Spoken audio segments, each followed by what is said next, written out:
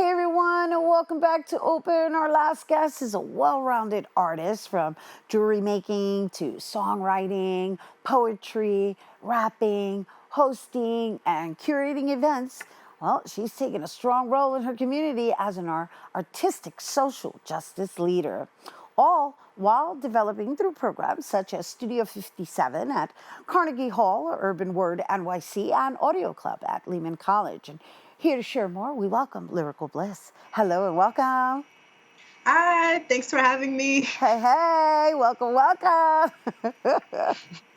I'm feeling your look there, including the headphones. All right. Thank Oh you. yeah, yeah. So let's talk about palabras abiertas. Let's start there because I know this has been an open mic that you've been hosting for quite some years now at the Bronx Music Heritage Center, and I'm very curious to know what it's been like for you, going from, I guess, pandemic to in person and all that jazz in between. Let's talk about it.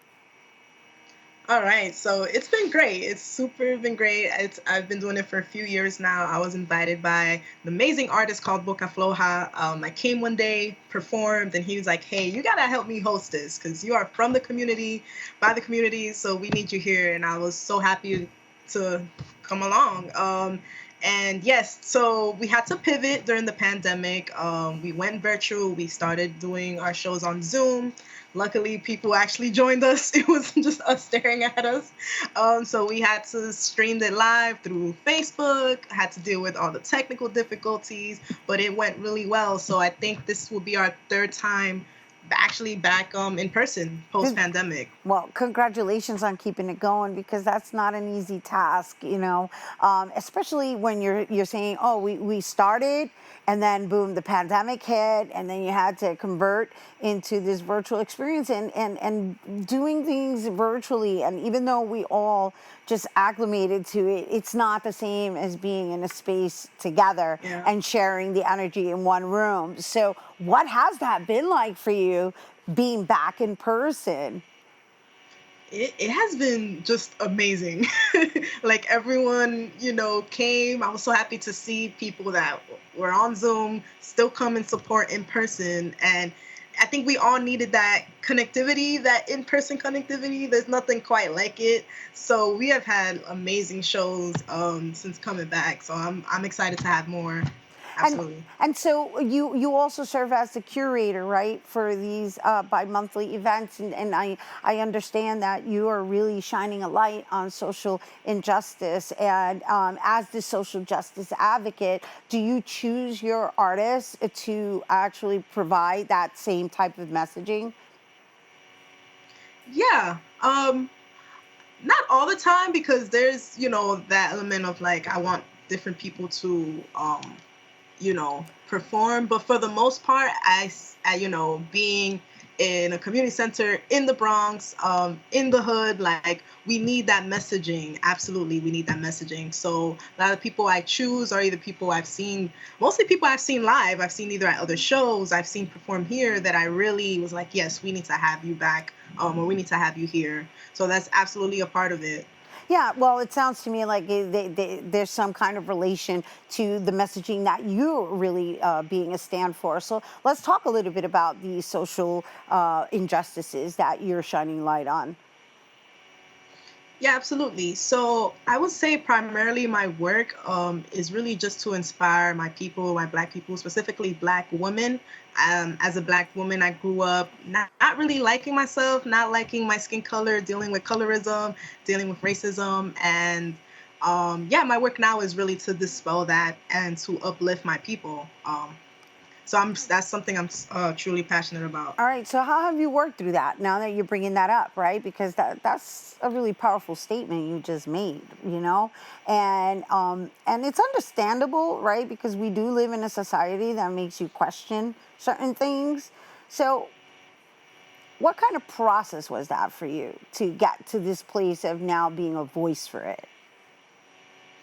I definitely had to do my research. I was majoring at Lehman in Africana Studies or Black Studies. So I was doing my research. I was looking for myself, saying like, okay, what are some things that I can change or implement and to speak this message out. So it was a lot that went into it. Right, But I'm including glad I'm martial here. arts, right? Including martial arts. I love that about you, by the way. I want to share. I was like, go ahead, get it. I was like, look at her kickboxing and doing capoeira. I'm like, oh no. Oh, yeah, she did. How long have you been studying martial arts? It's been 2 years. I started in the pandemic. I needed an outlet. I needed to work out, and I always had a passion to want to learn how to defend myself. Like we in this hood, like we dealing with a lot of different people and things and forces, and like I really wanted to have that tool. So, So hope, yeah, yeah, no, no, that's where no. It that's is a from. great tool for self-defense purposes, but I wonder how it also assisted you in reclaiming your power. Oh yeah. It really has helped me be a more confident person. I feel like when I walk now, like my shoulders are put back, like I have this confidence and I look people in the eye more. It's those little details that really make a difference, from being insecure, that's always something I kind of dealt with, kind of shy to now being like, I can really defend myself if I have to. And it's just martial arts bring this sort of with different martial artists we have that in common, like it's the amount of confidence in the way you carry yourself that kind of shifts a little, which is important. Right. And so we're talking about all of these, I guess, new or reinventions that presented themselves within the pandemic. And I understand that you also make jewelry. And so it's always fascinating to me to have these conversations with artists in learning how multi-talented you are as an artist, right? And even though you've chosen one path, it kind of feeds another sector or another genre. So why jewelry making? Jewelry making. I love accessories. I love wearing earrings. I can't wear them right now, but I love wearing earrings. And it was just something, I always saw myself as a crafty person. So, what's something that I can do that can help support me during the pandemic and make some extra money? Because we all went through that. And yeah, something I could just do with my hands that people would appreciate. People always complimented me when I wear earrings. So, I was like, okay, this would be great. So, it started with there. I decided to also, try to provide some of my messaging, try to represent my LGBTQ community, my Black community. So yes, it's been great. I've gotten a lot of good feedback. Well, yeah, I was having a ball going through all of your stuff. I mean, you've got different handles on social media for each entity, right? The boxing, the actual jewelry, and then of course there's Lyrical Bliss as a poet and songwriter. And I wondered, how did you learn? How did you learn how to make the earrings? How did I learn? So I started researching, like, okay, I always had this like little knack for painting. So they are hand painted. And I used kind of like paint markers. I was like, okay, this could be dope to make. It's really just took research, went on Amazon, like, okay, what are materials I need? And it was just trial and error. And I just that's just how it came about. And now you're thriving in a jewelry business Yeah, so right now independently. right now, I'm open just for commission. So if someone wants something commissioned, they see something on my feed, they want to switch around, they can hit me up, they can email me. Cause it's hard. Yes, I do a lot, but in order to like balance everything, there's certain things I do need to prioritize sometimes. So It's yeah, but good. it's great. That's good. No, I but like that's to good that keep you're aware of everything that. open. It's very good Oh that yeah. you're aware of that, and thank you for sharing that with our viewers. It's by commission at this point because you've, I guess, recalibrated into prioritizing where it is that you want to feed your, I guess, the bulk of your energy, which I assume is in songwriting and poetry, right? So let's talk about that before we go because I know you're going to be presenting in our Open Artist Spotlight. Yes. So where do I start? I started rapping in middle school.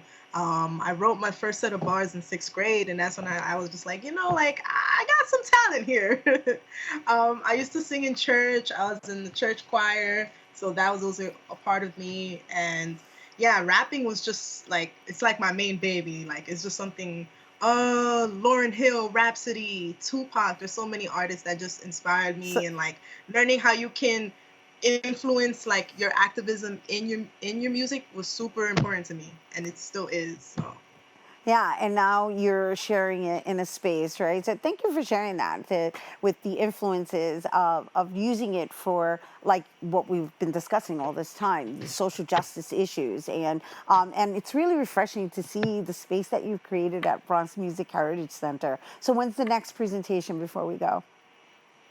Oh, so the next one will be next week, Thursday, the 17th, and then the following will be in January because we're doing it bi-monthly. So it's always on a Thursday, usually the last Thursday of the month. You can always just follow me or follow the BX Music page and just stay updated. We would love for new viewers to just come and perform or just be in the space. Love it. Creating safe spaces over there at the Bronx Music Heritage Center. Everybody, Lyrical Bliss, thanks for joining us. You guys don't go anywhere when we return. Lyrical Bliss is going to perform for us after the break, and you don't want to miss that.